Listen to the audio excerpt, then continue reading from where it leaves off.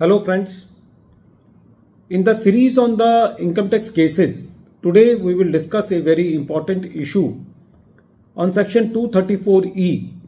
Section 234E talks about fees for default in furnishing statements. Section 234E talks about a fees of rupees 200 per day for late filing of tedious returns. This section was introduced from 1st July 2012.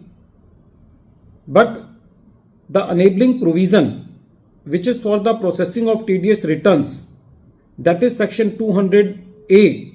In that section 200A subsection 1 clause C was introduced from 1st June 2015, which talks about that the fees, if any, shall be computed in accordance with the provisions of section 234E.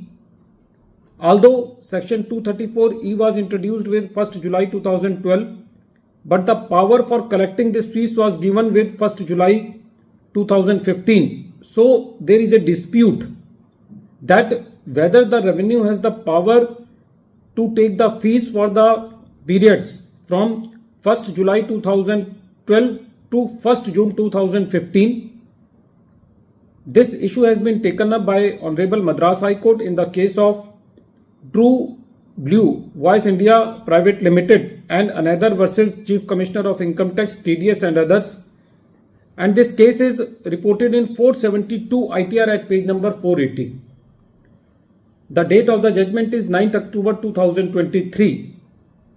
In the present case, the revenue raised a demand for the late filing of tedious returns for the assessment year 2012-13, 13-14 and 14-15.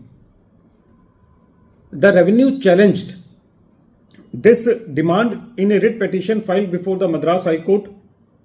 The plea of the assessee was that the revenue do not have the power to take the fees under section 234E prior to the period of 1st June 2015 because the enabling section, that is section 200A subsection 1 clause C, was introduced with 1st June 2015, but the revenue was pleading that since section 234E has been brought on into the statute from 1st July 2012, so the revenue can collect the fees with effect from 1st July 2012.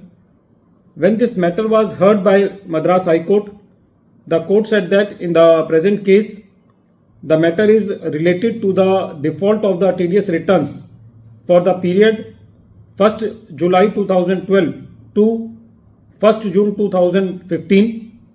The court said that there is no doubt that section 234E has been brought onto the statute on 1st July 2012, but it is very apparent that the enabling provision for collecting the fees, that is section 200A subsection 1 clause C, which if we read in verbatim says that the fees, if any, shall be computed in accordance with the provisions of section 234E. So in conjoint reading of section 234E and section 200A subsection 1 clause C, the fees for the period, that is 1st July 2012 to 1st June 2015 cannot be collected by the revenue. So whatever the demand has been raised by the revenue for the period, that is assessment year 12-13, 13-14 and 14-15, cannot be enforced against the assessee in the absence of enabling provision, that is section 200A subsection 1 clause C. Friends, this case is very important, but the main lesson from this case is that the assessee should not get their returns delayed. Even if by mistake they fail to file the return, in that case also they do not have the option to escape from the rigor of this section, that is section 234E. They have to deposit this fees. 200 per day is a big amount, although the amount of fees calculated under section 234E is restricted to the amount of the tax which is involved in the tedious statement for that quarter. But we should try to file or do our compliances on time. At the end of this video, once again I am repeating the name of the case.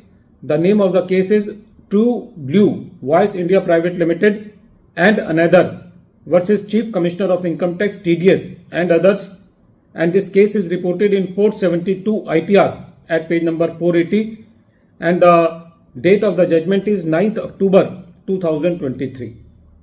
Thank you, friends.